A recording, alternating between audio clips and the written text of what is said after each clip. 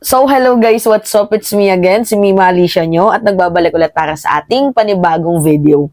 So, bukod sa law-abiding citizen, mga minamahal, itong si Vice President Sara Duterte, sa madaling sabi, walang respeto, 'di ba? Hindi marunong sumunod sa batas dahil merong visiting hours pero sinamahan si Lopez buong magdamag pero hindi magawang samahan doon sa hearing kung saan mas kailangan itong si Sara Duterte. Bukod sa law-abiding citizen, abay ang kapal. Talaga mga minamahal, sobrang kapal at napaka lakas ng tama ni Vice President Sara Duterte. Paano ko nasabi?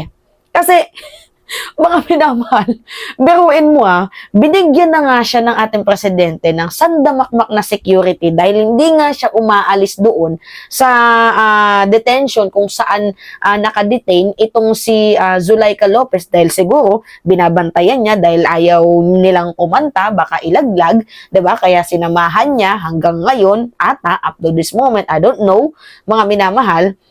Mayroong request itong si Sara. Sa sobrang kapal ng mukha niya, mga minamahal, gusto niya pong mag-jogging sa batasan. Hindi man lang nag-iisip, hindi man lang pinapagana ni Sara Duterte yung kanyang sentido komon. Nagigets niyo kung mga minamahal, isipin mo vice presidente ka, high rank ka, high profile person ka, madaming taong galit sa'yo. Hindi mo ba inisip yun na gusto mo bang magpa-headshot dyan? Ha? Gusto mo bang matapos yung buhay mo dahil yung mga tao galit sa'yo?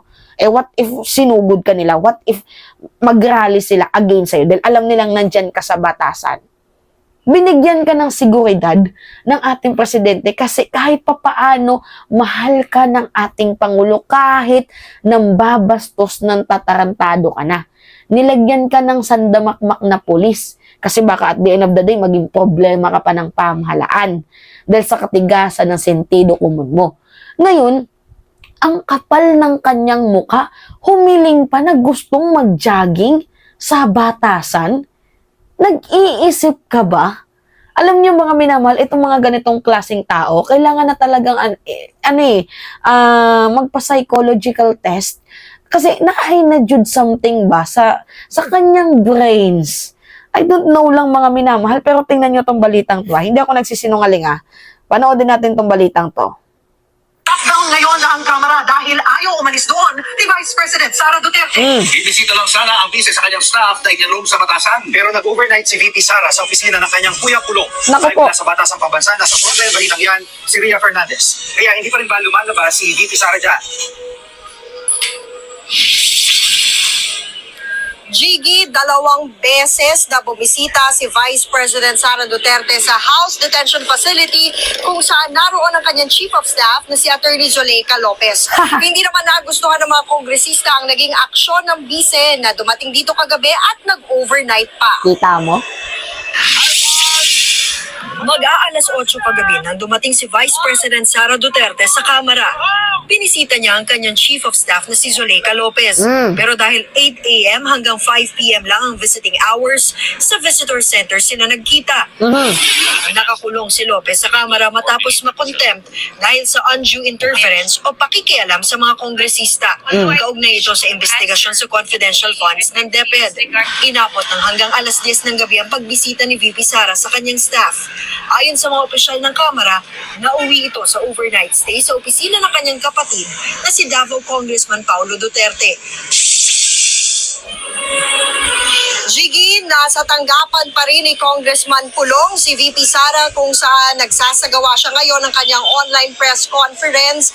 Sa panayam natin kanina lamang kay Manila Congressman Joel Chua ay tila wala raw indikasyong aalis ngayong gabi dito sa Kamara ang bise dahil sa pinakahuling liham daw ng bise sa kanya ay humiling pa ito ng permiso na mapayagan sanang makapag-jogging dito sa batasan premises.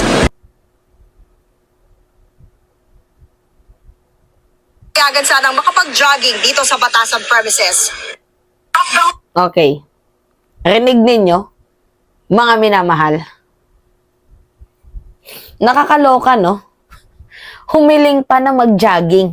Tingnan nyo, ipaano ko ulit para ma-grind yung mga minamahal yung mensahe ni Sara Duterte. Tingnan nyo, permiso na mapayagan sanang makapag-jogging dito sa Batasan premises. See? Pakabobo, no? Ang lakas ng amats. Ginawa mo na ngang kondo, yang kamera, mukhang gagawin mo na rin atang bahay. 'Di ba? Kasi gusto mo, lahat nasusunod ka. Pa-VIP ka. Well, kung sa bagay, yung Malacanang nga, ginawang hotel ng kanyang ama. Shoutout sa mga nakakaalam ng issue. 'Di ba? Kung yung Malacanang nga noon, ginawang hotel ng kanyang ama. Yung Kamara pa kaya, gawing bahay ni Vice President Sara Duterte. Imagine that, mga minamahal. Pero, kung mapapansin ninyo, anong klaseng drama to? Oo. Meron silang ginagawang nilulutong drama dyan eh. Diba?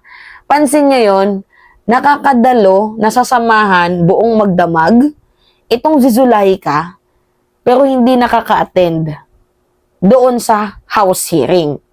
Pansin nyo yun, mas gusto niyang sumama sa kulungan kaysa sumama doon sa Congress na mas kailangan siya. Napapansin nyo, anong drama to?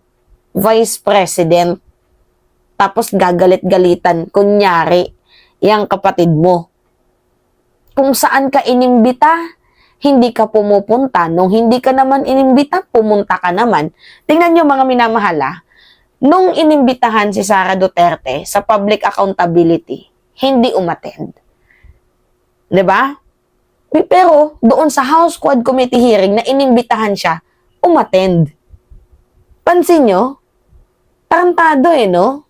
Malinaw at klarado mga minamahal ang ginawang pangungupal ni Vice President Sara Duterte. Tingnan nyo yung kanilang acting, or baka naman binabantayan si Zulaika Lopez para nang hindi kumanta. Kasi nauna na nga pong inilaglag, mga minamahal ni Zulaika, itong si Sara patungkol doon sa papeles na siya yung nagsulat, nag-request sa COA na wag ibigay yung mga ebidensya sa Kongreso. Eh bakit? Yung trabaho lang ba ng Congress is in aid of legislation? May oversight function din po, mga minamahal, yung Congress. 'Di ba? Pero yung hindi ko lang talaga dito magets, mga minamahal, hindi ka na nga sumunod sa rules. Hindi ka na nga sumunod sa utos, sa rules and regulation ng Kamara. Nagawa mo pa talagang humiling na mag-jogging? Anong kakapalan to? Grabe. Wala talaga akong masabi, mga minamahal. Ewan ko ba dito? Kay Sara Duterte, na ay Jude, something ba sa kanya brains. So kung gusto mong matapos ang lahat ng ito, napakasimple lang naman. Sagutin mo yung issue kasi yun lang naman talaga yung punteriya sa'yo ng mga kongresista para hindi na mahirapan yung mga kasamahan mo dahil ikaw na mismo yung nagsabi na may mga sakit sila. Nakakaranas ng anxiety, nakakaranas ng depression. So in the first place, alam mo naman palang na meron na silang nararamdaman, bakit hindi mo na lang tapusin? 'Di ba? Sagutin yung issue para tapos na. Hindi yung andami mo pang kineme-kineme. May oras ka para samahan si Zulaika, pero wala kang oras para samahan siya in the difficult moments and in the difficult times. Ano yun? Kaloka no? Sinamahan, siguro kasi baka biglang kumanta. Yan yung basa natin dyan. Sinamahan niya kasi baka meron pang mailaglag, maibulatlat. Kasi pwede yun, mga minamahal. Sabihin na lang natin, what if iniwan nga ni Sara Duterte, itong sila Zulaika, yung mga staff ni Sara Duterte, pwedeng bumuo ng boses yan against sa kanya. Di ba? Kaya itong si Sara, sinamahan na lang. Ganun. Di ba? Nagmumukhang tanga doon sa, sa kamera, kung ano-ano yung pumapasok sa kanyang sentido common, para lang hindi mapakanta or umawit itong si Zulaika. Yun. Anyway, mga minamahal, yun po. It's me again, si Mima Alicia nyo, at nagbabalik ulit para sa ating panibagong video.